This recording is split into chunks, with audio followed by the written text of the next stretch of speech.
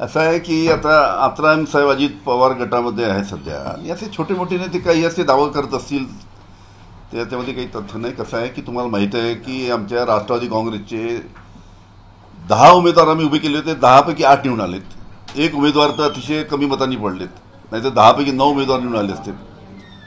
आणि अशा परिस्थितीमध्ये आता आमच्या राष्ट्रवादी काँग्रेसमध्ये अनेकांचे फोन येत आहेत. आता पुढील महिन्याभरामध्ये पहा काय काय घडामोडी घडतात. जे आम्हाला सोडून गेले ते आता चलबिचल आहे त्यांचं मानसिक स्थिती. त्यांना सुद्धा त्यांचं राजकीय भवितव्य आहे, ते पाहून ते सध्या विचार करत असतील की जो त्यांनी वर्षभरापूर्वी जो निर्णय घेतला तो चुकीचा आहे, असं त्यांना बहुतेक वाटत असेल. साधारणतः किती लोक संपर्कात आहे तुमच्याशी, काही आकडे आला आहे विदर्भातले? तुम्ही पुढच्या महिन्याभरामध्ये पहा काय काय घडतं. अजित पवार गटातले आहेत का त्यात आमदार तुमच्या संपर्कात? विशेष अजित पवार गटातले सुद्धा अनेक फोन करतात. त्यांनाही पुढे असं वाटतं की आपण सुद्धा पुढे निवडून आलं पाहिजे. तर शेवटी आता लोकसभेच्या निवडणुकीचे निकाल आल्यानंतर फार मोठ्या प्रमाणात अनेक आमदारांमध्ये 4 महिन्यानंतर जी विधानसभेची निवडणूक आहे त्याच्यामध्ये आपलं काय होणार या चिंतेने त्यांना ग्रासलेलं आहे. तुम्ही मागे बोलले होते की पवार साहेबांची अशी भूमिका आहे की जे आपल्याला कठीण काळात सोडून गेलं, त्यांना परत पक्षात घ्यायचं आहे. बरं आहे ना. ती भूमिका राष्ट्रवादी काँग्रेस कसं आहे की आमच्या म्हणजे पवार साहेबांच्या कठीण काळामध्ये ज्यांनी साथ दिला आणि जे आमच्या कठीण काळामध्ये पवार साहेबांना जे सोडून गेले हे आमच्या लक्षात आहे ना. काही लोकांनी मधल्या काळात प्रचंड टीका केली, वैयक्तिक टीका केली, सगळं आम्हाला माहित आहे सगळं. त्यांची तुलनाच आहे. त्याच्यामुळे कोणी किती प्रयत्न केले तरी जे आमचं ठरलेलं आहे सध्या त्याच्यामध्ये बदल होणार नाही. म्हणजे तुम्ही दरवाजे उघडणार नाही का तुमचे? कारण आता जी राजकीय स्थिती आहे त्यात तुमचा पक्ष मजबूत करायचा असेल तर जे गेलेलं त्यांना परत घेणं आवश्यक असं वाटतं. कसं आहे की आता आमचे प्रांताध्यक्ष आहे जयंतराव पाटील, त्यांना सुद्धा अनेक जे आमदार आहेत इकडून तिकडून ते फोन करतात. ठीक आहे, फोन केला तर बोलावं तर लागतंच ना. पण आम्हाला ज्या परिस्थितीमध्ये कठीण परिस्थिती आम्हाला जे सोडून गेले त्याच्यामुळे सर्व नेते एकत्र बसून निर्णय घेतील. पण जे आम्ही मागच्या जी चर्चा झाली होती त्यावेळी ठरलं होतं की जे एकदा सोडून गेले त्यांना घ्यायचं नाही तर ठरलं होतं. म्हणजे जे सोडून गेले त्यांच्यासाठी दरवाजे बंद आहे असं म्हणायचं सरळ. बिलकुल. सुनील केदार यांनी हिंगणा मतदारसंघावर आपला दावा केलेला आहे. त्यांनी म्हटलेला की इथून मला विजयाचा गुलाल उधळायचा आणि ती जागा तुमच्या कोट्यात आहे महाविकास.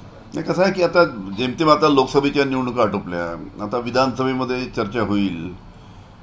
अनेक जे आमचे हक्काचे मतदारसंघ आहेत तिथे आमचे उमेदवार उभे राहतील आणि कुठे एक्सचेंज करायचं असेल तर तो वरिष्ठ मंडळी एकत्र बसून त्याची चर्चा होईल. काँग्रेस असेल, काँग्रेसची वरिष्ठ मंडळी, शिवसेना, राष्ट्रवादी, अजून कुठेही चर्चा नाही कोणता मतदारसंघ कोणी लढेल. आता अनेक ठिकाणी तसं लोकसभेमध्ये सुद्धा काही मतदारसंघ एक्सचेंज करण्याच्या बाबतीत चर्चा झाली, तसं विधानसभेमध्ये सुद्धा पुढे संपूर्ण तिन्ही पक्षाचे सर्व नेते मंडळी एकत्र बसून त्याचा निर्णय घेतील काय करायचं. हा निर्णय घेतील. पण काँग्रेस जे आहे नागपूर जिल्ह्यात रामटेकमध्ये पण त्यांनी तसाच दावा केला, आता हिंगण्यामध्ये केला. त्यामुळे काँग्रेस एखादी सत्ता पाहू इच्छित आहे. तसं नाही, या दावा तर मी करू शकतो. दावा तर आम्हाला नागपूरमध्ये 6 जागा, आम्हाला 4 जागा पाहिजे, त्याला काही अर्थ आहे का दावा करण्यात? दावा करत असताना आम्ही सुद्धा नागपूरमध्ये आग्रह राहिला की आमचा 2 जागा मला मिळायला पाहिजे. त्याच्यामुळे दावा करायला हरकत नाही ना. पण शेवटी वरिष्ठ मंडळी एकत्र बसतील, चर्चा करतील आणि निर्णय घेतील. केंद्रातील सरकार 6 महिन्यात कोसळेल असं छत्तीसगडचे माजी मुख्यमंत्री भूपेश बघेल म्हणाले. आता भूपेश बघेल साहेब सिनियर आहेत, मुख्यमंत्री राहिलेले आहेत, त्यांचा राजकीय अभ्यास जास्ती आहे. त्याच्यामुळे त्यांनी वक्तव्य जे केलं, काही अभ्यास करूनच त्यांनी वक्तव्य केलं असेल ना. त्यांना सुद्धा माहिती आहे काय घडामोडी घडत आहेत म्हणून. आणि शेवटी सगळ्यांना माहिती आहे हे कुबडीवरचं सरकार आहे. किती दिवस कुबड्या राहतात याच्यावर सर्व अवलंबून आहे. रामटेक लोकसभेवरून आता महायुतीमध्ये देखील वादविवाद सुरू झालेले आहेत. काय कृपाल तुमाने यांनी भाजपचे प्रदेशाध्यक्ष चंद्रशेखर बावनकुळे यांना टार्गेट केलं. त्यांच्यामुळे आम्ही ही जागा हरलोय असं ते म्हणतात. जर मी असतो उमेदवार तर ही जागा जिंकलो असतो. ते आता ठीक आहे, त्यांना त्यांचं तिकीट कृपाल तुमाने 10 वर्ष खासदार होते, त्यांचं तिकीट कापलं आणि ज्या पद्धतीने त्यांचं तिकीट कापलं त्याच्याबद्दल त्यांनी आपली नाराजी व्यक्त केली. आता तो त्यांचा अंतर्गत प्रश्न आहे. पण त्यांनी जी नाराजी व्यक्त केली, त्यांचं 10 वर्ष खासदार असलेल्या माणसाला तिकीट नाही दिली आणि बाहेरून काँग्रेसचा ठीक आहे, तुमच्या पक्षाजवळ एखादा उमेदवाराचा तर ठीक आहे, काँग्रेसचा आमदाराला आणून तिकीट दिलं, पण दिलं तर कमीत कमी त्याला निवडून तर आणायला पाहिजे होतं. पण ज्या पद्धतीने रामटेकमध्ये काँग्रेस, राष्ट्रवादी, शिवसेना एकत्र मिळून, सर्व नेते एकत्र मिळून आम्ही रामटेक मतदारसंघाची जागा कशा पद्धतीने निवडून येण्यासाठी सर्वांनी एकत्र येऊन प्रयत्न केला आणि त्याच्यात चांगल्या पद्धतीने निवडून आली. येणाऱ्या विधानसभेत भाजप म्हणजे बावनकुळे म्हणतात की 200 जागा आम्ही जिंकणार. बावनकुळे हवेत उडत होते, अजून जमिनीवर आलेच नाही का ते अजून. आता तरी जमिनीवर यायला पाहिजे ना, आता तो सोडावा ना. अहो त्यांच्या रामटेक मतदारसंघामध्ये त्यांचा मतदारसंघ येतो, 18,000 रामटेक मतदारसंघामध्ये चंद्रशेखर बावनकुळेच्या मतदारसंघामध्ये ज्यांनी जो उमेदवार त्यांनी उभा केला तेव्हा तो उमेदवार 18,000 त्यांच्या मतदारसंघात मागे आहे. माझी बावनकुळे साहेबांना विनंती आहे, हवेत उडत होता आता तरी जमिनीवर या आणि जमिनीवर येऊन विधानसभेच्या बाबतीत वक्तव्य करा, एवढीच त्यांना विनंती आहे. जर भाजपचे प्रदेशाध्यक्ष चंद्रशेखर बावनकुळे राहिले तर तुमच्या फायद्याचं नाही आहे. अरे राहिलेच पाहिजे. चंद्रशेखर बावनकुळे हे भारतीय जनता पार्टीचे अध्यक्ष राहिलेच पाहिजे. देवेंद्र फडणवीस हे महाराष्ट्राचे उपमुख्यमंत्री राहिलेच पाहिजे. त्याचाच फायदा आम्हाला होणार आहे. एक मागणी अशी पण केली जाते की मोदी फक्त 1.5 लाख मतांनी निवडून आले, त्याच्यापेक्षा भाजपमधले इतर नेते 7 ते 8 लाख मतांनी निवडून आले तर त्यांना पंतप्रधान पदाचा उमेदवार केला पाहिजे. बरोबर आहे ना, बिलकुल केलं पाहिजे. तुमचे ते मध्य प्रदेशचे माजी मुख्यमंत्री 8 लाख मतांनी निवडून आले. 1.5 लाख मतं आमच्या प्रतिभाताई 1.5 लाख मतांनी निवडून आल्या. आमचे बळवंत वानखेडे 1.5 लाख मतांनी निवडून आले. आम्हाला तर आशा वाटतं की पंतप्रधान पदात नरेंद्र मोदी सारखा इतके वरिष्ठ नेते फक्त 1.5 लाख मतांनी निवडून येतात आणि त्यांच्याच पक्षातले अनेक नेते 4 लाख, 5 लाख, 8 लाख एका मतात इतक्या मोठ्या मतांनी निवडून येतात. त्याच्यामुळे तो त्यांचा अंतर्गत प्रश्न आहे. जयंत पाटलांनी असे म्हटलं होतं की बावनकुळेंची मला चिंता पडलेली आहे. त्यांना काय म्हणायचं होतं, नेमकं काय वाटतं? चिंता म्हणजे त्यांना वाटतं की हे यांचा पुढे काय होणार म्हणून.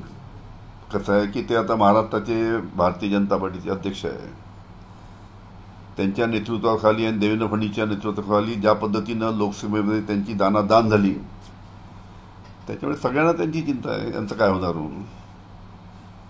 तुमचे मित्र राहिलेले आहेत, तुमची काही चिंता असेल त्यांच्याबद्दल?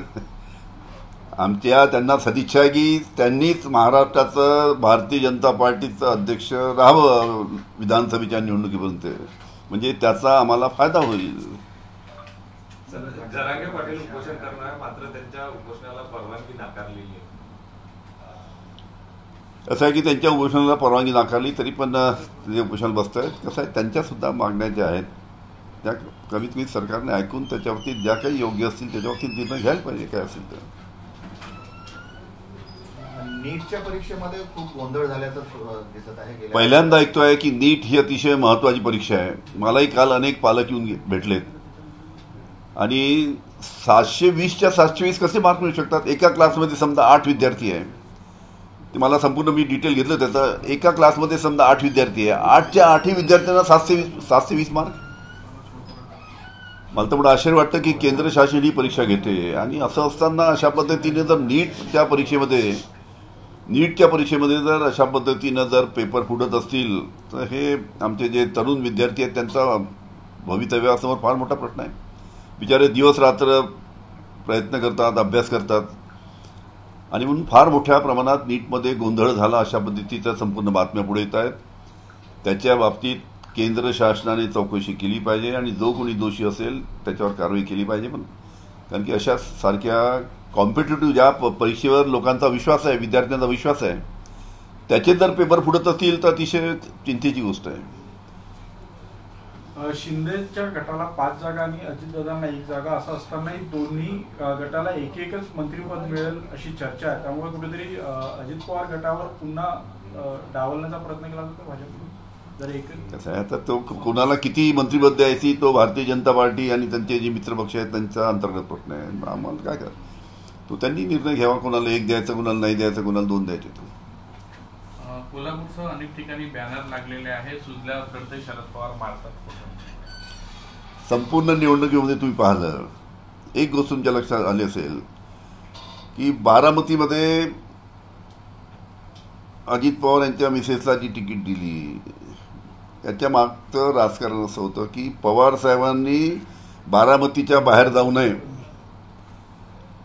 आणि आपल्याला महाराष्ट्र मोकळा राहिला पाहिजे या दृष्टीनं पवार साहेबांना फक्त बारामतीमध्येच अडकून ठेवण्यासाठी त्यांनी वरच्या नेत्यांनी अजितदादांना त्यांच्या धर्मपत्नीला तिकीट द्यायला लावलं, त्यांनी उभं केलं.